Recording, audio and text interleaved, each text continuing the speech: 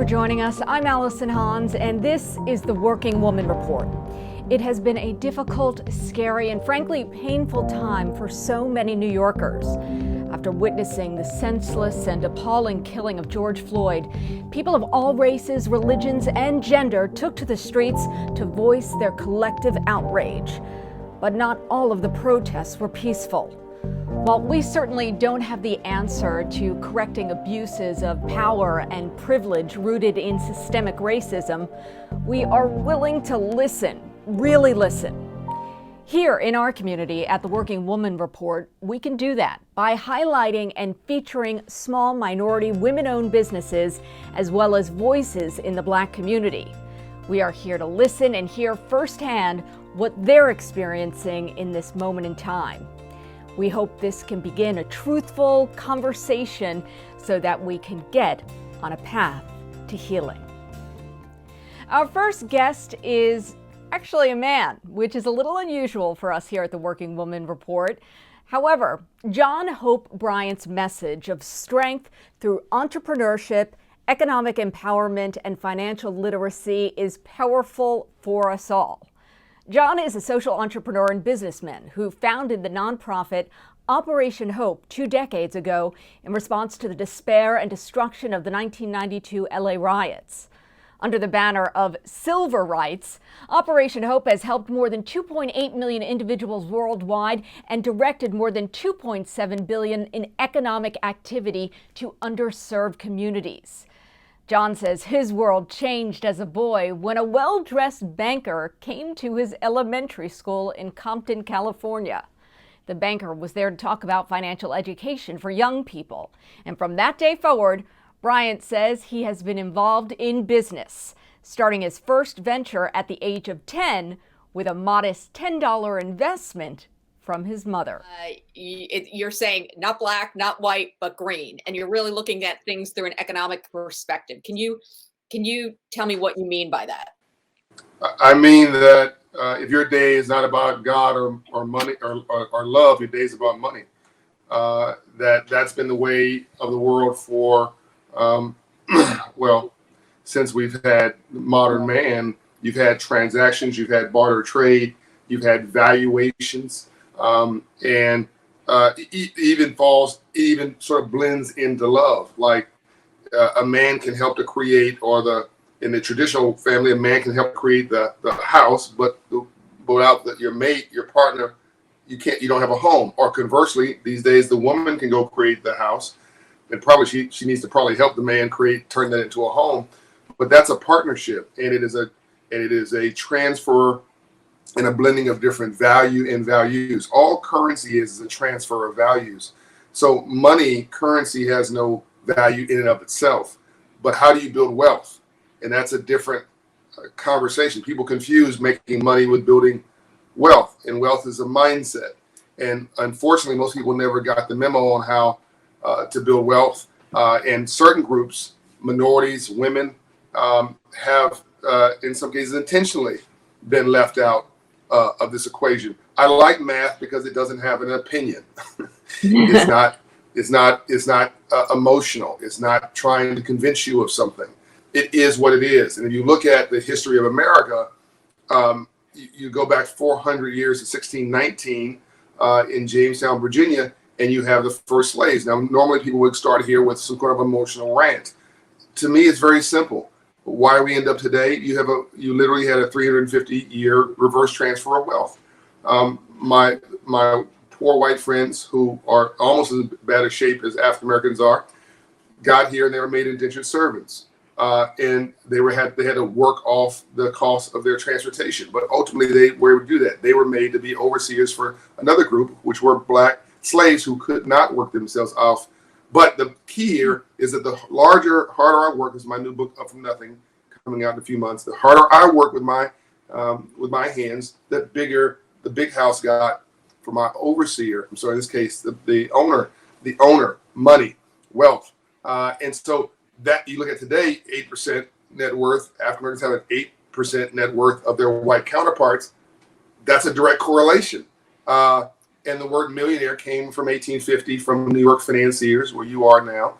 who were financing cotton, which was white gold in 1850. And the richest city in the world at that time was Natchez, Mississippi, because that was where it all came from. So this has been it was about money then, it's about money now, it's about wealth creation. And the question is who's doing it, who's getting it, who's not. We're dealing with George Floyd right now, God rest his soul. That was over $20. And it was in a 570 credit score neighborhood. So tell us a little bit about Operation Hope. Operation Hope is today the Starbucks of financial inclusion. We're America's financial coach. We will soon be the Walmart of economic empowerment. We are in 22 states. We have 153 Hope Inside locations.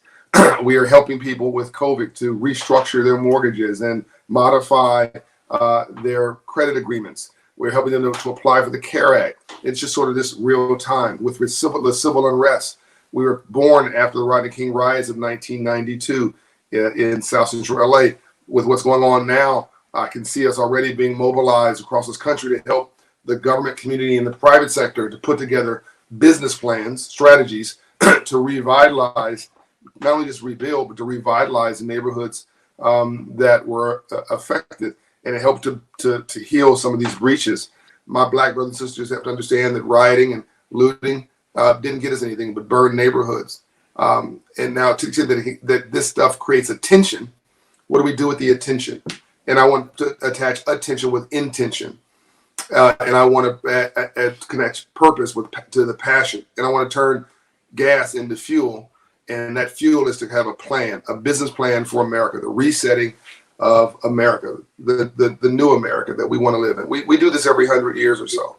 And I want to create the new Walmarts, the new Goldman Sachs, the new UPSs, and the new FedEx. These companies were created 100 years ago, almost all of them. What are we going to do now? What are your viewers going to do right now, up from nothing? In my new book, my new philosophy. What are you going to do right now to live this moment in history? I'll leave you with this quote. History doesn't feel historic when you're sitting in it. It just feels like another day. But that doesn't mean that the moment you're sitting in is actually not historic. It takes 25 years to look back at a moment and see it as historic. But what if you knew right now that that's the moment that you were in? Last week, there was a CNN poll that showed that for the first time, whites, blacks, everybody saw race relations, racial issues as the number one issue, more than economics, more than COVID-19. That's unbelievable. Not just blacks or Latinos or the underserved seeing it as an issue. Everybody's seeing it as an issue. Well, that's a chance. That's an opportunity for us to get it right. And that's what I'm banking on.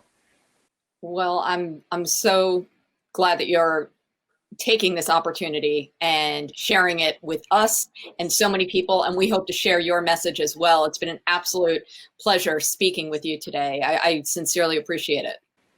Thank you very much. Thanks for giving light. And if you'd like to learn more about Operation Hope and more details of John Hope Bryant's new Marshall Plan, simply head to the Operation Hope website, and that is operationhope.org. You can also download the new Hope in Hand app, which allows clients to connect with financial coaches free of cost. Well, coming up after the break, we'll introduce you to De.J Lozada, founder of Soul Popped Gourmet Popcorn, on how the power of community can lift up all businesses. Where high values drive high demand. Where getting ahead comes from giving back. Where the education earns national recognition. Where? Here at Malloy College. Money Magazine's #1 value all-star in the nation.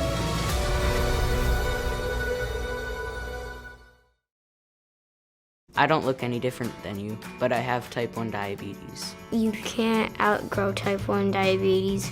It's not caused by your diet. It's not caused by anything you did. It's kind of hard to live with it. It's not easy. I do need to check my sugar a lot, my levels. If you see someone with an insulin pump or pricking their finger and you want to know more about T1D, just ask them. T1D looks like me. T1D looks like me. T1D looks like me. De.J Lozada is the owner and founder of Soul Popped Gourmet Popcorn. She launched Soul Popped in 2016 with just $53. And over the past couple of years, she's done $500,000 in sales. DJ's grit in facing the challenges of COVID is inspirational. But what may be even more beautiful is the way people rallied around her Black-owned business during this time of civil unrest. So, DJ, you were cranking along. You had the store open in the mall, and then COVID hit. And tell me what happened. Yeah, it's just like after Christmas, we had a really robust holiday season, and then January came around, and that's traditionally a slow month for retail anyway. So we weren't too worried. February, we were starting to realize we could feel that there was a recession. There was definitely a recession happening. And then early March, orders came down that the mall had to be shut down due to the pandemic. So when the mall shut down, you started really pushing online. What did you do? Yeah, I didn't have a choice. I mean, the only way that I was going to stay connected with my customers, my soul poppers, is to offer online. We already had an online presence, but it was not very robust because logistically it just didn't make sense for our product to be heavily pushed online. We're more of an experience brand, a local experience brand, but we're already selling to people all over the country. And I can't take credit for it. It wasn't really anything that I did, but the community started tagging Black-owned businesses to support once the word got out that 90% of African-American businesses did not get PPP. And I was very vocal online about that. And the Austin community just showed up and they started tagging my business. And we just shot up in sales from there. And how much did you go up? Over 2,000% increase over 2019 for the same time in 2019. So it was pretty intense. What was that like? Describe that. Not sleeping for more than 3 hours a night for weeks. We just kind of got over the crest of the orders on Friday. And so, I took a day off because I needed it, but also very grateful. This is a good problem to have. So we have trade secrets and we have, we're trademarked and we did all of that stuff. But, and I fell into it. It wasn't like I planned to do this. It was kind of accidental. I just decided I can make popcorn the way that I cook, and it worked. And here we are almost 4 years later, and we're still going strong with no financing. And we'll figure out a way to get through this pandemic. I'm tenacious and I've been through worse. And that's one thing about being a Black entrepreneur. We already know what it's like to not work with a lot. It's like soul food. Soul food started from scraps. It was the scraps that the enslavers didn't want to eat. And they gave it to the enslaved people and said, this is what you get to eat. And they turned it into a delicacy. And that's the beauty of soul food. And the beauty of Soul Popped is that we took $53 and we turned it into a company that allows not only myself, but other people to earn a living. My margins are kind of higher now because I have the mall location, which is really expensive. And I have to factor that into my cost. But before I got into the mall, Soul Pop was 8 times our cost. And people pay $8.25 for this bag of popcorn. Oh, absolutely. And then they told me, they said, I thought you were too expensive, but now I think you don't charge enough. I can't think of a major grocery retailer who has not called me and asked me to put my product in their stores. I've never called a grocery store asking I've never solicited. They always reach out to me because they know that's really, what my product is about. Well, we're happy. That's not all I do, but today I make popcorn. We're happy you do. Thanks so much. I love it. Thank you. And if you'd like more information on Soul Popped, simply head to their website. That is soulpopped.com. As DJ mentioned, the storefront remains closed. However, you can continue to order online anytime for mail delivery. Also, if you're interested in creating a fundraiser at your school or organization with Soul Popped, you can find that information on the website as well. Okay, so you're inspired by DJ's success and grit. You have an idea and you want to pursue it, but something is holding you back. Well, help is on the way. Lisa Orbe Austin is a licensed psychologist, executive coach, and organizational consultant. She spends her days trying to help all people, but especially women of color, figure out what is preventing them from reaching their potential. Her new book, Own Your Greatness, tackles the concept of impostor syndrome, what it is, and how you can overcome self-doubt to succeed. I sat down with Lisa this week to talk and to listen. What is impostor syndrome? So imposter syndrome is this experience. It's a phenomenon. It's not a mental health issue. It's a phenomenon that exists when you have credentials, you have experience, you have competencies, you have skills. However, you have not internalized them. And as a result of not internalizing them, you are constantly fearing that you're going to be found out as fraudulent or fake or incompetent. So in order to compensate for that, you overwork and overproduce in order to avoid that fear of being exposed. And so it leads to burnout. It leads to shooting for opportunities that are beneath your skills and competencies, and it really foreshortens your career opportunities. I want to go back to that in a moment, but I do want to delve into what we're seeing happening in society today and your thoughts and your perspective. Well, you know, I think everyone's had sort of a different experience of it, given their own histories and their own kind of what they're coming to in this moment. For me, it's actually been a really exciting time. It feels like a time where there's a lot of action being taken to really dismantle systemic and structural racism. So that feels really exciting because I'm also seeing it not only in the world, but in my community and things that are personally relevant to me, where there are incidents happening and the people connected to those incidents are working to dismantle the structure and the systems. And so it feels really exciting. It feels like a real historic moment that could really change things. I am hopeful for that. You know, I'm not completely sure that is going to happen, but I am hopeful for that. How would you describe systemic racism?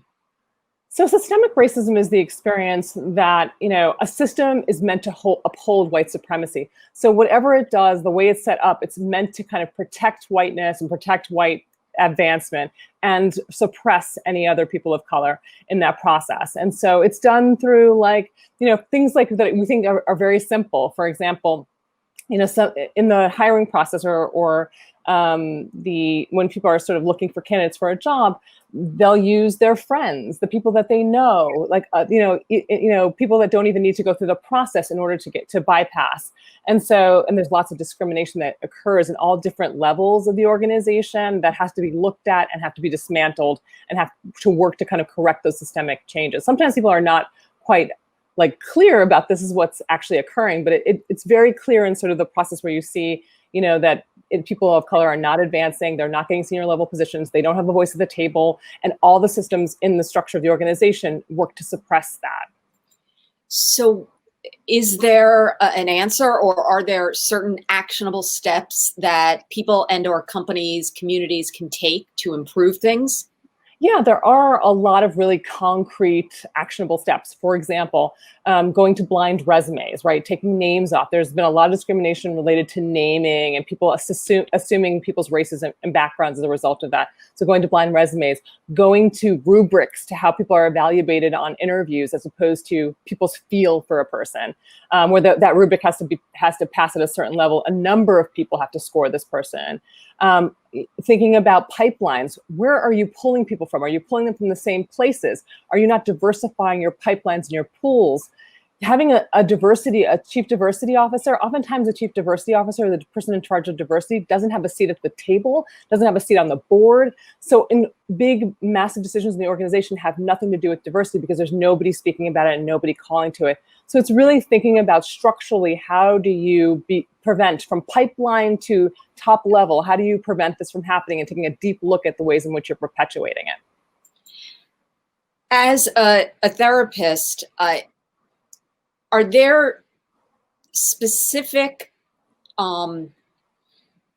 barriers or challenges that women face or what Black women face? Yes, I mean, I think there are. I think, a lot of, Black women in the workplace experience a lot of stereotyping based on who they are and their identity, both as a woman and as a Black woman, around being an angry Black woman. If they vocalize anything, it's interpreted in particular ways. So I see that a lot for women, Black women. Oftentimes, in a lot of circumstances, because of who I work with, they're often the only in their workplace or one of a very few. So if they ever raise issues around race or gender or the intersection of the both, they are oftentimes ostracized and scapegoated and pushed out of the organization if they cause too much trouble. So it is an additional level of burden to have to be in an environment as a Black woman because of the discrimination and the targeting that you're often faced with if you rock the boat in any way or if you express yourself in any way that is seen as unacceptable. And also, is there in terms of, I was reading one of the articles that you were quoted in terms of mental health and African-American women or Black women, that the group as a whole not seeking out mental health as high percentages as other populations because of history. Yeah, there's been a history of racism within the system of mental health and healthcare in general. So there is a sort of skepticism about sort of mental health and whether or not they'll be pathologized in ways that are not appropriate.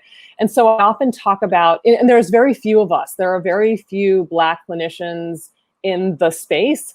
I think the number is 5% for women, for Black psychologists, and 2% of psychologists are Black men. So it does mean that likely you are going to see a white clinician, and there are culturally competent white clinicians, but you must sort of have the skill and ability to kind of talk about these issues with them as you're consulting with them to make sure that they're competent in ways that you need and to be able to ask for what you need. I think that as a community, we need to kind of get more support and help for the trauma and the pain that we've experienced. That sometimes what we have around us is not enough, and they're also hurting. That you need sometimes professional help that really can change the game. Like if you can work on your trauma, it doesn't get passed down another generation, and you free another generation from generations of trauma. So there's something such a gift to generations you can't even see if you get help. Wow. Well, you've given us so much to think about today, and I thank you so much for sharing your time. You've been amazing. Thank you. Thank you for having me. This has been so fun. And if you'd like more information on Lisa and her company, her website is dynamictransitionsllp.com. Also, her book, Own Your Greatness, is on Amazon right now. And one last thing, Lisa's colleague, Dr. Snehal Kumar, wrote a really great article on finding cultural competent therapists. And so we will have a link to that article on our website as well. And that's it for this week's edition of the Working Woman Report. Thank you so much for joining us and being part of our community. Be sure to keep in touch online through our website. And of course, we are on social media. We're just about everywhere. We are on Facebook, Twitter, Instagram, you name it. We're always here to help and share what we learn. And of course, listen. My hope for you and your family is that you stay safe and healthy.